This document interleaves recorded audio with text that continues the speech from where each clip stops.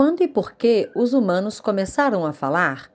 Quando nossos antepassados aprenderam a falar, é possível rastrear as milhares de línguas que existem hoje e chegar a um único ancestral?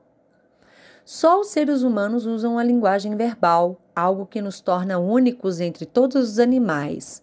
Essa capacidade de conversar é vista como uma das principais transições no processo de evolução, e por isso as pessoas se interessam há muito tempo pelas origens da linguagem verbal. A língua é uma das complexas características que nos tornam humanos. Atualmente, existem mais de 6.500 idiomas no mundo. Como os cientistas podem descobrir qual é o mais antigo?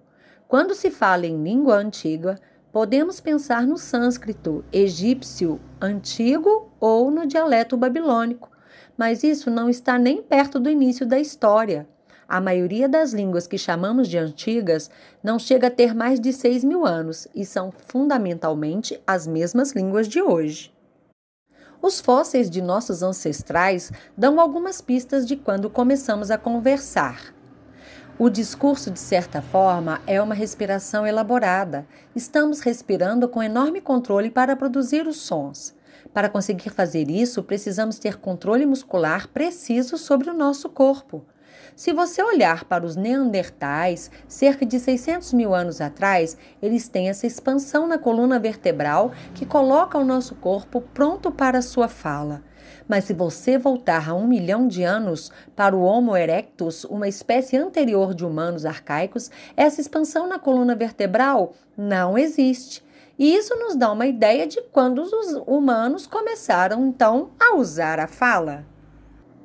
Agora vejam essa curiosidade. A primeira palavra humana pode ter sido oi.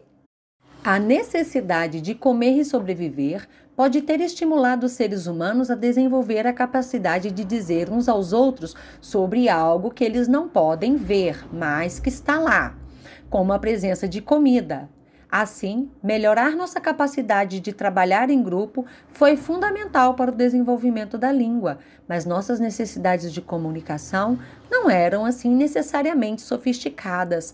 Só com a evolução humana é que podemos então distinguir a fala com os gestos corporais, e assim o homem, começando a viver em grupos, ele começou a ensinar e a passar os seus aprendizados uns para os outros.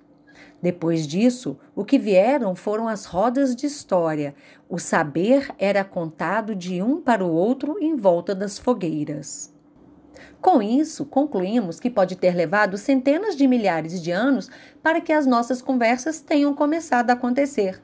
Gostou dessa curiosidade? Eu também. Um beijo, turma!